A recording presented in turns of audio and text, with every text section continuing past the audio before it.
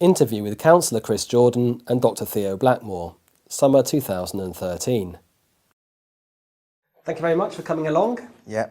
So, first question, what's your name, please? My name's Christopher Brian Jordan. And how old are you? I'm 48. So what year were you born then? 1965. 65. Would you describe yourself as a disabled person? I've described myself as a person who has a disability. And why would you say that? Because I have. So how would you describe your disability? Well, it's basically mental health issues. But I obviously got some learning ones as well, right, which ain't so obvious. So I don't talk about it usually. Okay, well, we don't need to talk about it now either. Where were you born? I was born in Redruth Hospital in 1965. Along with two of my brothers also born in Redruth Hospital. Well, I got a brother who was born in Truro City Hospital, and that was my mother's fault, that he's not proper Redruthian. So, how many brothers do you have then? I have 3 brothers. One younger than me, 2 younger than me, and 1 older. But only just. So you don't have any sisters? Nope.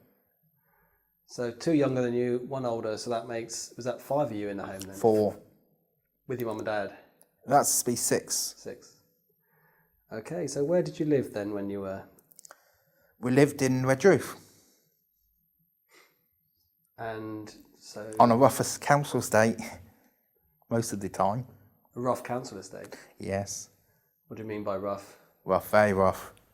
Like what? Well, let's put it this way. If you know what Trinity Estate's like, or used to be like, I'll rephrase that, or used to be like, then it was like that. So the Trinity Estate, you were saying, is Trinity Estate in Penzance? Yeah, but like I said, we lived Redruth North, which was almost as rough as what Trinity Estate was. So what does that mean? How did you know it was rough? Just was. All I can say is if you had problems with neighbours, you sorted it out yourself. So violent then? I wouldn't say violent, not really. Okay. But you learned to stick up for yourself. So was there lots of fights and things? Oh yeah. You learned to stick up for yourself. Okay. You took no nonsense. So were you involved in fights? Oh yeah, I'll stick up for myself. Boxing? Not boxing as such, but definitely would stick up for myself. Okay. So you lived with your mum and dad and your 3 brothers. Yeah. And what was that like then, living on their estate in Redruth when you were a tiny kid? It was fine. So where did you go to primary school? Tralee County Primary. And where's that? That's the other side of Redruth North. That's going towards the Mount Ambrose. And was that just a mainstream primary school? Mainstream primary school, yeah. And how did you enjoy primary school? Yeah, like I said, we been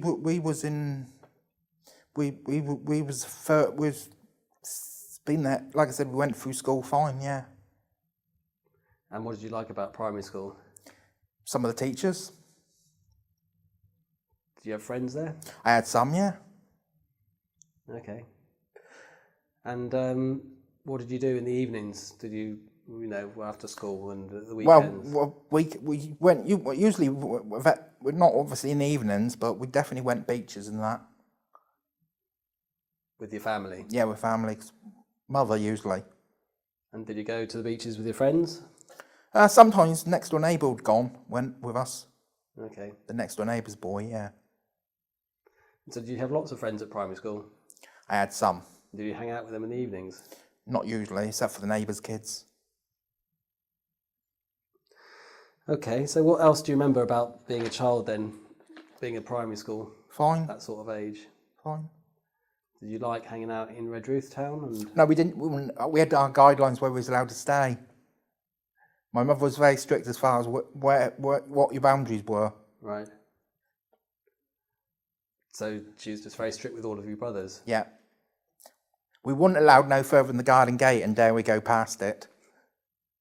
No, don't think so. That's good, isn't it? Because it's safety, isn't it? Our boundary was the garden gate. Very good.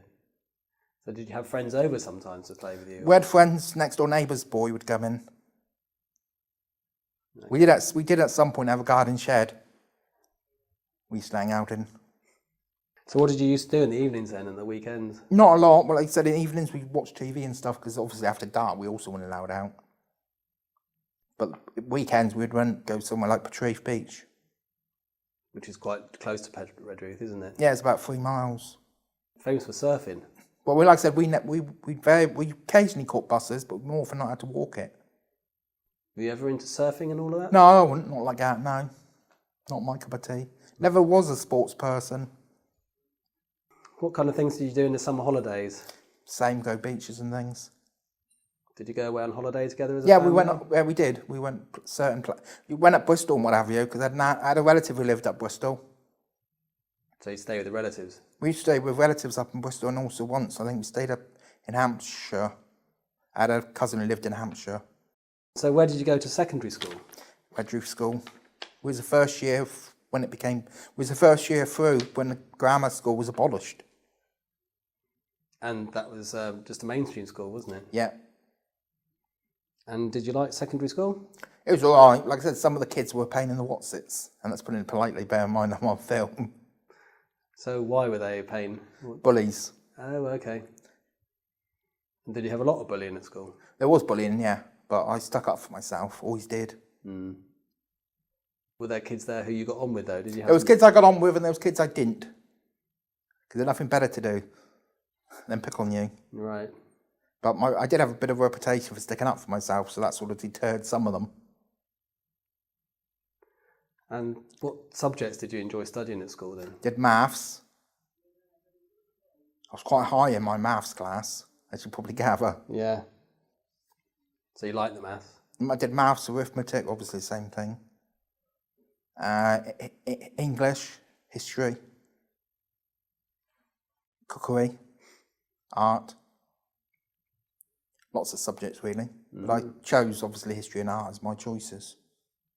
And maths. Maths you had no choice in really, but I did have a choice in the end because I was in an arithmetic class. We did have a teacher who's dead now.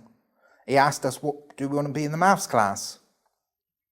And you said yeah. And we said yeah, and I was only in it for about 10 months before the exams. So what exams were they then? The Certificate of Secondary Education. CSEs? CSEs. Yeah. What year was that then? 1981. Okay. And so did you get many CSEs or? I got 5 CSEs. I passed 5 CSEs. The drama one I failed. Okay. And here's I'm sitting here being filmed. So what did you enjoy doing after, during the school days? What did you like doing at school? Well, the only sport I actually liked doing was swimming. Because we'd go to the leisure centre. You didn't have your own swimming pool in school? And they did. But it's only in the last 10 years it's actually been covered up. And it's actually an enclosed pool now. So then obviously in the winter we had to go to the leisure centre to do swimming. Mm. They obviously don't do that anymore. Now they've got this new pool which costs a fortune to cover up. Was it the same when you were at secondary school then? Did your parents set boundaries so you couldn't go out in the evenings? Or we had boundaries, yeah. So again, you were made your own entertainment at home, I suppose. Yeah. Very good. This is probably in the days before computers, because I know you like computer games now. There's days before computers. And so after school then, did you go to college? I did Cornwall College for a bit. And what were you studying there? I did cookery, which didn't really work out, unfortunately. Right. Didn't really work out. So you didn't stay there for long? I didn't stay there for very long, no. I did obviously finish the cookery course I was doing, but while I was actually doing the cooking, remember the old youth opportunity programme? Kind of, yeah. We did that, and I was in a situation where, a work situation, which I wasn't happy with. Because let's put it this way, to put it mildly, the supervisor was a bully. Right. At the college? At the Trevenston Centre, which is the opposite, would have been opposite the college. Right. Been demolished now. Right. And the supervisor in the kitchen was a bully, so I didn't stay there long. I stayed there for about 3 months, I think. And gave a proper notice. So did the supervisor, they bullied you particularly? Well, I thought she was. Yeah. So actually, I left after about 3 months. Finally had enough and decided to go off. Couldn't do nothing right in our eyes. Supposed to be in there 12 months, but I left after 3 months. But as long as I gave my notice properly and also had something else to go to, I was all right. And so what did you go to then? Did a lot of painting and decorating and cleaning rivers and stuff out. Never government scheme thing. Oh, so it's like YTS. Yes. It was called Youth Opportunity Programme at the time, not YTS. YTS was a youth training scheme, wasn't it? Yeah, well, Youth Opportunity Programme was what it was called before that. So how long did you do that for? I did it for about 18 months. And did you get paid for doing that? Well, I got what we call the basics, what you're allowed. Not like these days, you get an extra £10 in addition to your benefits. And so in those days then, what did you get benefits and you got? No, you just got your training programme money. And so you were painting and decorating and cleaning rivers, you say? Yeah. Okay, so countryside stuff, was it? Yeah.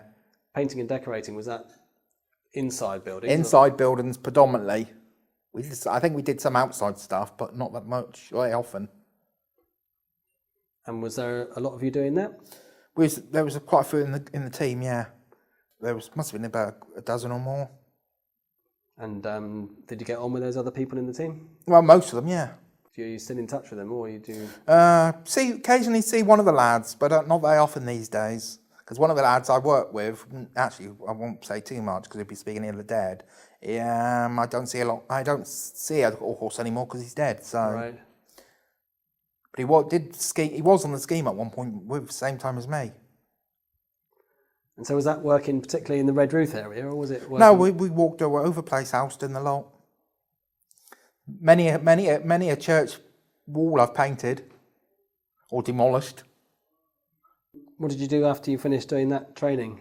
I was unemployed for a while, and obviously I was off sick because I obviously did something after that. And then I did. I was at St Louis for about 12 months. St Louis is a college in Exeter. Was a college in Exeter. It was on Topsham Road. Yeah. And his original foundation, it was originally set up by a lady called Georgina Buller, Dame Georgina Buller. It was for people returning from the Second World War. That was the origin of the college, with disabilities and stuff. And it was, like I said, I did that for about 12 months doing horticulture and VQ level 2. So that's quite a long way to go for that, isn't it? Because didn't they do similar courses at Cornwall College or? No. Or the Cahelland, for example? No. This, like I said, it was in Exeter at the time. I was doing it because I had a good disability employment advisor lady called Sue. Can't remember her surname now. Mm. And so did you live up there? Lived up there, yeah, apart from Warrant weekends. Well, Warrant weekends is the weekends you had train tickets paid for. So what, you travelled up on the Monday or the Sunday? Travelled up on the Sunday. And sometimes travelled home on the Friday, but only once every fortnight. And so did you like it living up there? Well, I said I did, yeah. But I also helped a lady out called Curzon Hayle. So lived in Hazelbrook Cottage in Forverton. So when doing her gardening for her. So that was as well as going to the college? Yeah, it was a sort of work release thing. It was when you're getting towards the end of your course. And did you notice any differences then between being in Exeter and being in Cornwall in relation to the way that disability is treated? Or... Not really, no. No? No. But they were, you had a good time there, you enjoyed it? Yeah, but like I said, I was there for 12 months. And so what did you do at the end of that? I worked over Clarence House for a while. Oh, where's that? That's in Praise and Beeble. And what were you doing there? Gardening.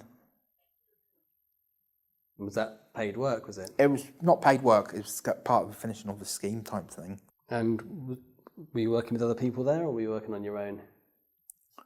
I was working, obviously, with other people there. Were they other disabled people, or? No. Okay. And I did get a feeling they were using me because I was on the government scheme for cheap labour, personally. Right. Yes. Did get that feeling with some of them, not everyone I worked with. And so what kind of thing were you doing there? Just gardening? Gardening and, yeah. Okay, and so then what did you get to after that? I did some stuff with Pentreath Industries. Okay, that's a charity, isn't it? Yeah, I was doing the computer stuff with Pentreath. Were you working in St Austell? No. Camborne, they had a big place in Camborne at one point, on the Cornwall Industrial Estate. The idea of that was training people to do computers and stuff. So I did that for a while. So that was a training course? It was sort of training, yeah, of course. It took me a lot of courage to go back to doing the computers. Remember the old days where you had to program the computers yourself? When you had to buy them yourself? No, when you had to program them yourself. Oh, yeah. Back in the, you're talking about the 1980s, aren't you? Yes. Did you used to do that? I did that for a while, yes. Just for yourself? Did it with the work skill assessment course with Old Skill Centre. You can do computer programming then? I did. No, I cannot. I didn't really work out. Right. Doesn't mean say I ain't good on computers. It just happens in the old days you had to program yourselves. Yeah. I know it's very different now, isn't it? Yeah, you just thank God for Mr. Microsoft, as the vicar would say. Okay. So you did that at Pentreath. How long did you do that for? Couple months. Did the computer skill thing, it's where you learn spreadsheets and stuff. I got the certificates. Okay. CLATE, yeah. Computer Literature and Information Technology, for those who don't know what CLATE is. So you did that for a few months only? Yeah, but I got the certificate. Good. And not only that, I didn't just do the 5 units, I did all the units, plus BBC Webwise. Brilliant. And what were you up to? What did you get up to after that? I did voluntary work over Hayle. Hayle is a nursery, isn't it? Yeah, it's a cultural centre. It's a place for people predominantly with learning disabilities. But I was there as a volunteer, as I made perfectly clear to everyone. And then I was headhunted. I was headhunted by Cornwall People First. So what's Cornwall People First? It's a learning disabilities charity, but we're a self-advocacy organisation, and our job is to get people with learning disabilities and encourage them to speak up for themselves. It's not my job to speak up for the person with learning disabilities. If they're sitting next to me, it's for them to speak up for themselves. So when you say you got headhunted, to do what? The accounts. Okay. By Maria, not to quote me on that, but Maria actually headhunted me. She was one of the previous managers. She was actually the coordinator at the time. That's a proper job description. Just in case Selena sees this video. And when was that? That was 2007. Okay. But I actually pushed in the end because I was at home. I could sign cheques when actually doing the job. So I actually pushed to be able to do the job properly. So were you involved with Cornwall People First before 2007? Not really. What do you do there now then? I am actually the treasurer, the financial officer.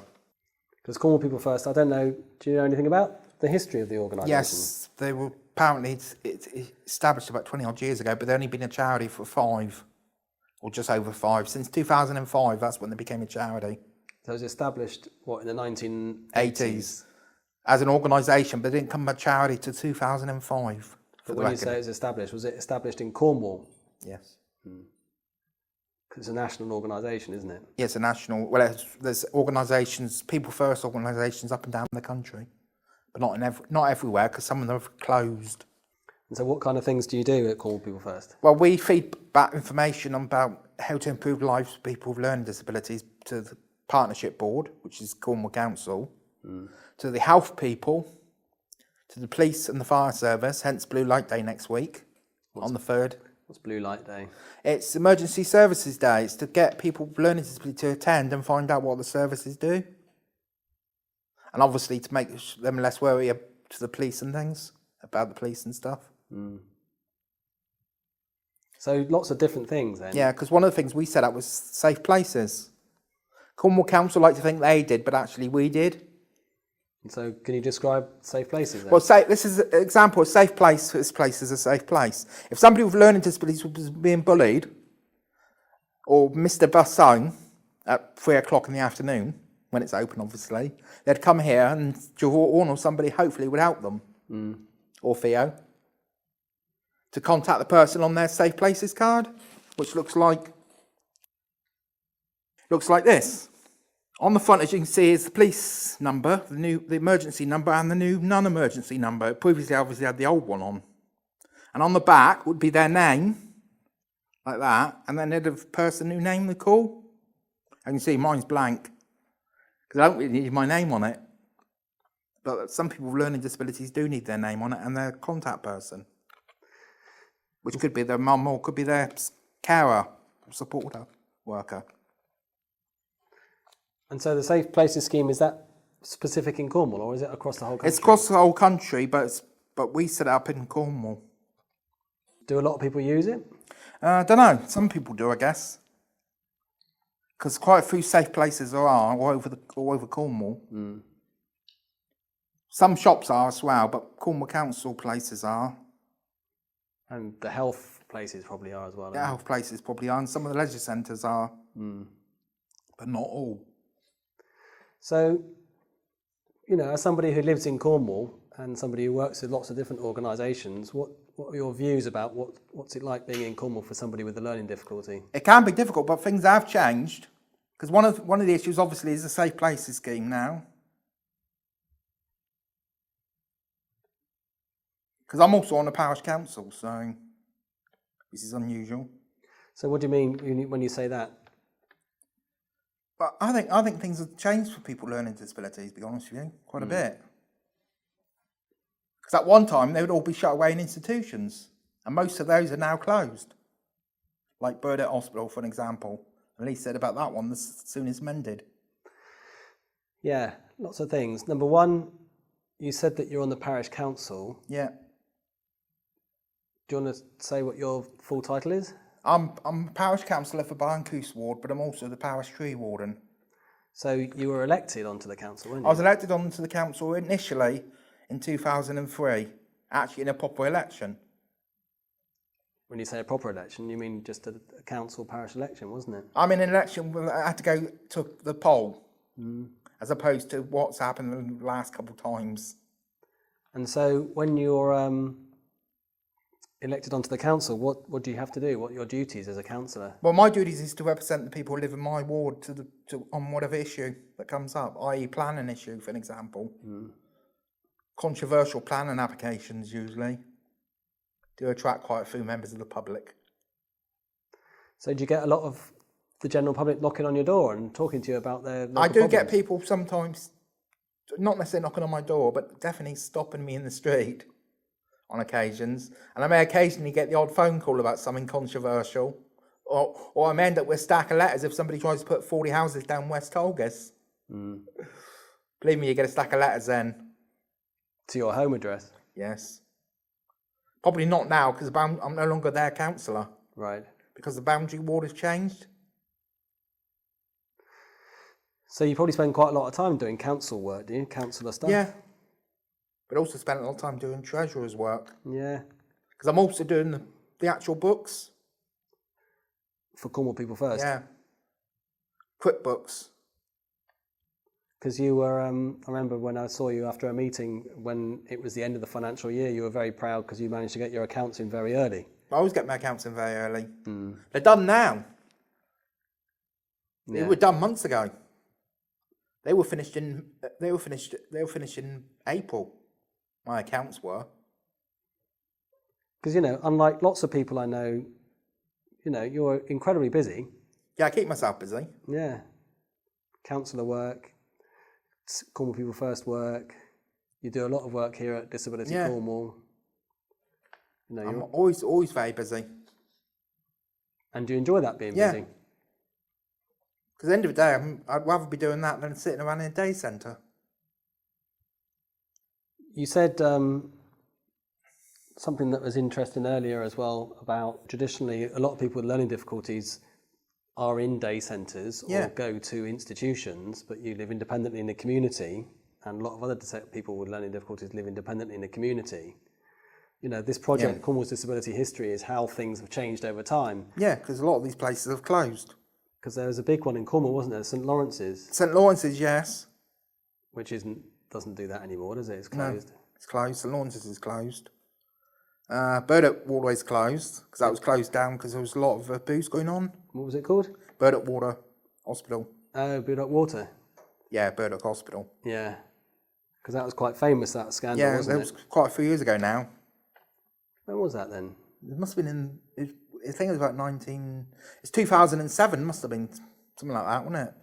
Because somebody called Sam Sly, I think, and Joanna Hogg, and so Sly had a lot to do with that stuff going on. Right. Being closed.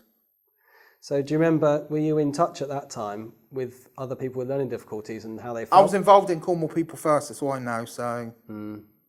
Well, I haven't actually seen anybody from this, but I know for a fact that some of it did go on. Well, anybody did it. We saw about the Winterbourne View thing. That was a care home in Bristol? Yes. Or near Bristol, wasn't it? Well, it's a private hospital. It's whether it's a care home or a private hospital. It's a matter of opinion.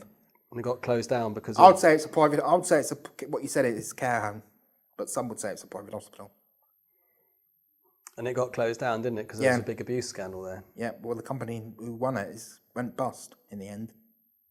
Castlebeck Care. In the press recently, there's been lots of quite negative stories about people with, or disabled people in Cornwall. So you talked about the Burdock scandal, which was quite a while ago. Then there was Stephen Hoskin, who was a poor lad who was killed in near St Austell. Yeah.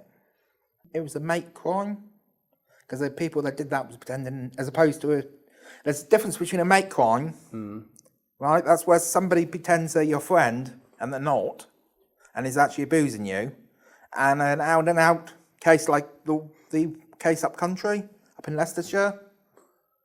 What, the hate crime case? That was an actual hate crime. Of Fiona Pilkington. Fiona Pilkington, that's it. Where disability hate crime is done by a perfect stranger usually, while disability mate crime, if I should refer to it as that, I know it's quite controversial, is where somebody's pretending they're your mate and actually they're not. In the case of Stephen Hoskins, that was a disability mate crime.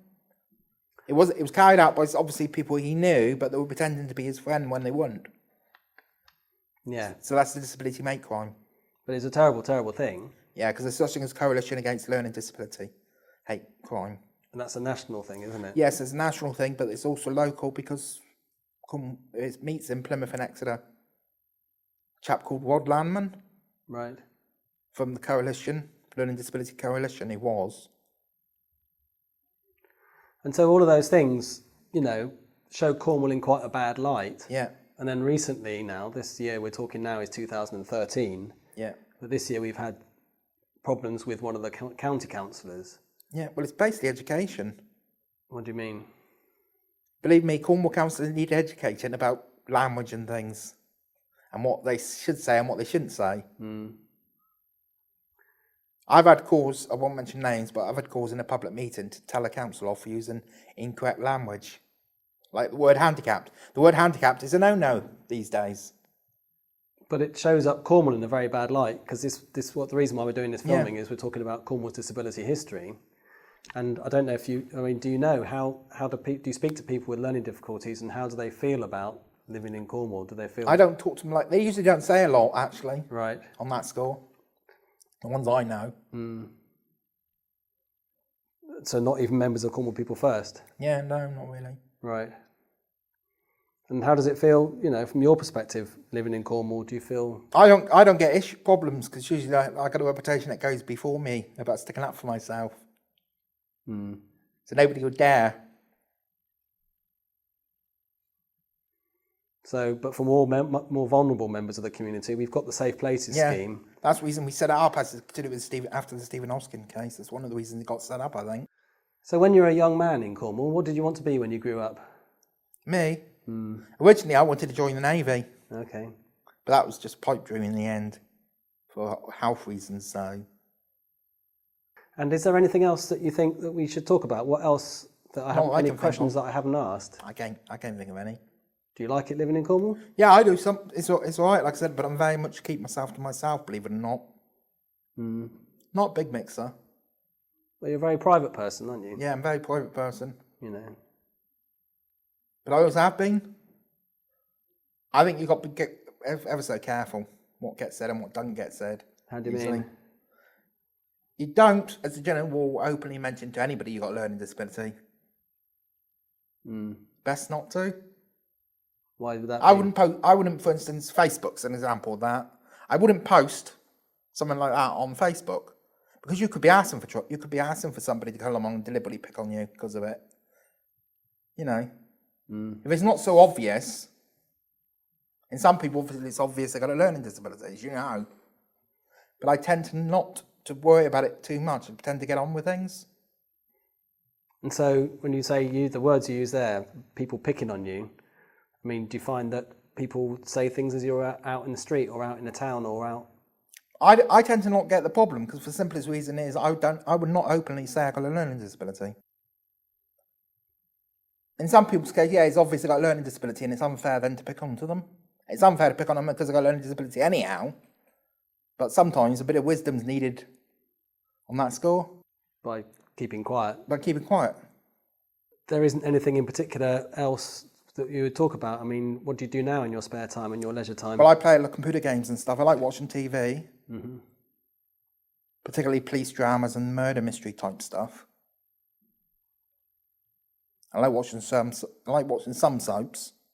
What do you do at the weekends, or do you do with your friends, or? I usually have I don't see a lot of people outside of the charity these days. Outside of what, Cornwall People First? Yeah, I don't really like that. Never have done. Right. Except for in passing, or because I am to be on the council. And so what's your favourite thing about living in Cornwall? My favourite thing? The public transport where I am is quite good, actually. In the Redruth area? Yeah. In the Campbell and Redruth Hayle area, the transport's quite good. And that's buses? Yeah. Because I see you in meetings all over Cornwall, and you get there by bus mostly, don't you? Yeah, I do get there by bus mostly. Okay. Except for we've hired 2 buses for next week. For the Blue Light Day? Yeah. And so what's your least favourite thing about Cornwall? Some of the people, always moaning. I'm poor, I can't afford this. Type moans. What, local people? Well, local people sometimes, but sometimes up-country people moan as well. They moan about they come down here sometimes, some of them do, and moan about Cornwall. My brother says had that at work once. He had a bloke working where he worked, and always moaning about Cornwall. And I can't remember where he said he was from, but he told him straight where the border was. So you don't like people moaning about Cornwall? Well, put it this way: if you don't like it living somewhere, why choose to live there? Unless you're born there, of course, that's slightly different. If you choose to live somewhere, you can't really moan about the place. True enough. Chris Jordan, thank you very much for your time. Participant, Councillor Chris Jordan. Interviewer, Dr Theo Blackmore. Transcriber, JHTS Transcription Services. Subtitles, Azook Community Interest Company. Disability Cornwall and Isles of Scilly, Empower, Assist, Facilitate. Supported by the National Lottery through the Heritage Lottery Fund. Interview recorded in 2013. For more information about the project, please email theo@disabilitycornwall.org.uk.